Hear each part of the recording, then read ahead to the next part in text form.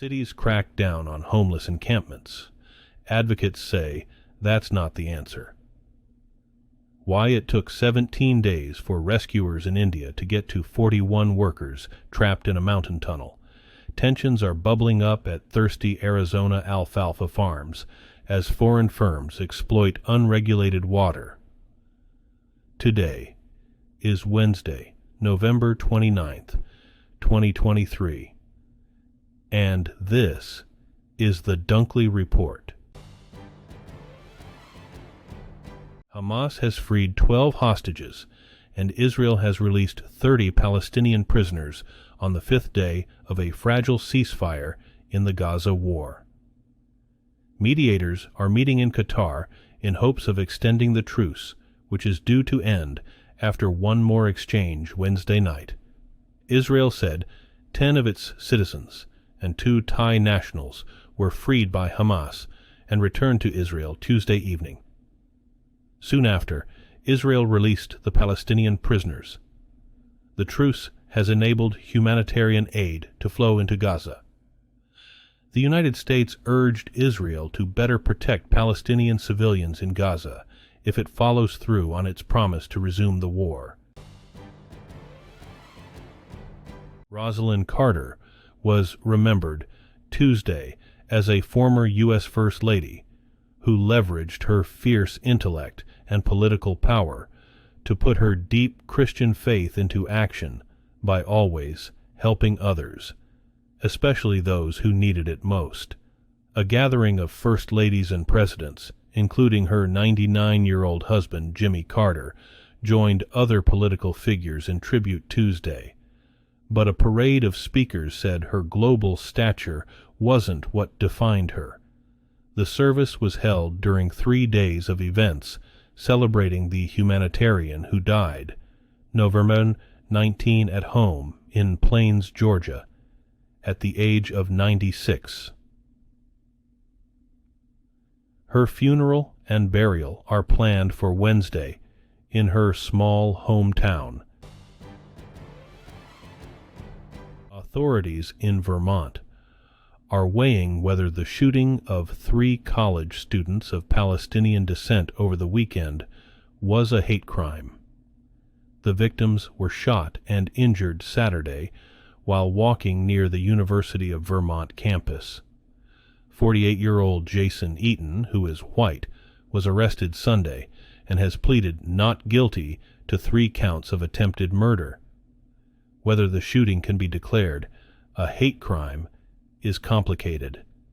Vermont's hate crime statute applies to someone whose crime is motivated in whole or in part by the victim's actual or perceived protected category.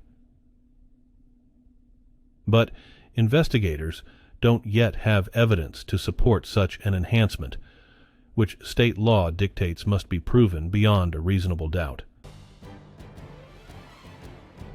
More cities across the U.S. are cracking down on homeless tent encampments that have grown more visible and become unsafe.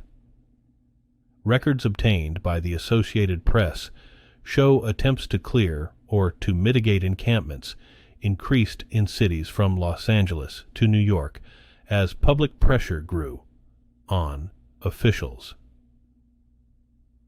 Homeless people and their advocates say encampment sweeps are cruel and costly, and there aren't enough shelter beds or treatment for everyone. But government officials say it's unacceptable to let encampments fester, and people need to accept offers of shelter or treatment if they have a severe mental illness or addiction. Indian rescuers faced repeated and unexpected setbacks during the 17 days they dug through a mountain in the country's north to reach 41 construction workers trapped after a tunnel collapsed there earlier this month. They had the help of international tunneling experts, and the operation was spearheaded by multiple Indian rescue agencies. It was one of the most significant and complicated rescue operations in India's recent history, rescuers had to penetrate through solid rock and metal to reach the workers trapped by a Nova 12 landslide when a drilling machine failed. In the last stages of the rescue, they dug with their bare hands. Worries about future water supplies from ancient aquifers are bubbling up in western rural Arizona. Some neighbors complain that their backyard wells have dried up since an Emirati agribusiness began farming alfalfa nearby. One farmer worries that state officials someday may try to divert the area's groundwater for Phoenix's future needs. Experts say tensions are inevitable, as companies in climate-challenged countries, such as the United Arab Emirates, look to faraway places like rural Arizona for water and land. They need to cultivate forage material and commodities. The political arm of the powerful Koch network has endorsed Nikki Haley's presidential campaign. Americans for Prosperity promises to commit its nationwide army of activists and virtually unlimited funds to help Haley defeat former President Donald Trump in the GOP primary contest. AFP President and CEO Emily Seidel said, Tuesday, the organization is proud to throw its support behind Haley to win the Republican primary and defeat President Joe Biden next November. Seidel says Haley offers America the opportunity to turn the page on the current political era. The AFP decision is a blow to Florida Gov. Ron DeSantis, who has championed conservative priorities but has struggled to emerge as the clear Republican Trump alternative. Pope Francis has canceled his trip to Dubai for the UN climate conference on doctors' orders. The announcement marked the second time the Pope's frail health had forced the cancellation of a foreign trip. He had to postpone a planned trip to Congo and South Sudan in 2022 because of knee inflammation, though he was able to make the trip earlier this year. Vatican spokesman Matteo Bruni said Francis was improving from the flu and inflammation of his respiratory tract that forced him to cancel his audiences Saturday.